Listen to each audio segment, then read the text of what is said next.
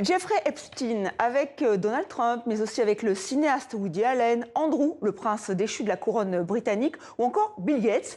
Ces photos ont été divulguées par des élus démocrates. En tout, c'est une centaine de clichés qui vient d'être publiés. Certains clichés vont vous surprendre. Le récit de Lou Bureau. Ce sont des clichés troublants, des photos non datées, issues des archives personnelles du criminel sexuel Jeffrey Epstein. Sur l'une d'elles, Donald Trump apparaît, entouré de 6 femmes inconnues. Sur une autre, le président américain est en compagnie de Jeffrey Epstein lui-même. Et puis cette image, un préservatif, orné d'un portrait du président. Sur l'emballage, on peut lire la mention « I'm huge », je suis énorme. Ces éléments, inédits, ont été rendus publics par des élus démocrates. En plus de Donald Trump, on y voit plusieurs personnalités de poids, dont Bill Clinton, le fondateur de Microsoft Bill Gates, le célèbre réalisateur Woody Allen, ou encore Richard Branson, le fondateur de Virgin. L'administration Trump, dont Donald Trump lui-même et J.D. Vance, ont tous affirmé pendant des années vouloir publier les dossiers Epstein. Puis, une fois au pouvoir, ils font exactement le contraire. Ils cachent des informations au peuple américain. Tout ce que nous voulons, c'est une transparence totale afin que les Américains puissent connaître la vérité. Une vérité que le président américain continue de nier. Autrefois proche de Jeffrey Epstein, Donald Trump affirme avoir rompu tout lien avec lui bien avant son inculpation pour trafic sexuel. Depuis le début de l'affaire, le président n'a cessé de minimiser la nature de leur relation. Mais la publication de nouvelles photos relance les accusations et appelle, encore une fois, la même réponse. Monsieur le Président, quelle a été votre réaction à ces nouvelles photos ? Je ne les ai pas vues, mais enfin tout le monde connaissait cet homme. Il était partout à Palm Beach et il a des photos avec tout le monde. Je veux dire, il y a des centaines et des centaines de personnes qui ont des photos avec lui, donc ce n'est pas grand-chose. Je n'en sais rien.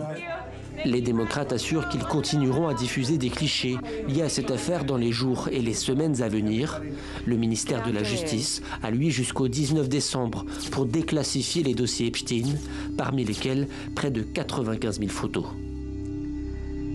Oui, d'autres photographies vont suivre, préviennent les démocrates. On retrouve notre correspondante en direct de New York. Bonjour Elisabeth Guedel. Doit-on s'attendre à de nouvelles révélations alors que des milliers de documents ont déjà été dévoilés ?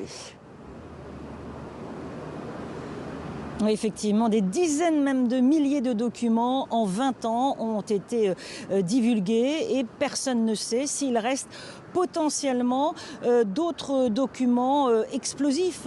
Pour le moment, rien n'a montré un comportement illégal de la part de Donald Trump ou de Bill Clinton sur ces documents divulgués en près de 20 ans par le Congrès ou lors de procédures judiciaires. Il faut dire que la réticence de la ministre de la Justice, Pam Bondi, et de Donald Trump lui-même à déclassifier une bonne fois pour toutes l'ensemble du dossier, alimente les rumeurs. Alors vous l'avez dit, les démocrates continuent de diffuser des photos.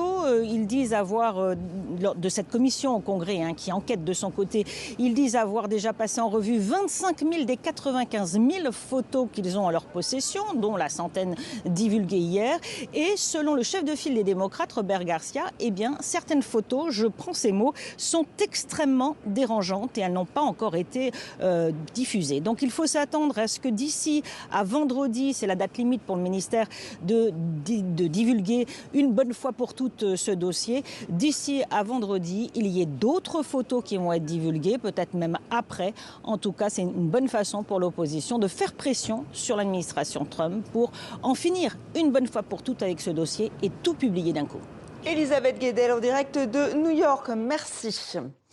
L'administration Trump qui vient de lever les sanctions visant le potassium biélorusse avec, en échange, la libération de 123 personnes. Parmi ces personnes, Alès Bialiatski, prix Nobel de la paix en 2022, ainsi que des figures de l'opposition comme Maria Koleniskova. Elle appelle à la libération de tous les prisonniers politiques.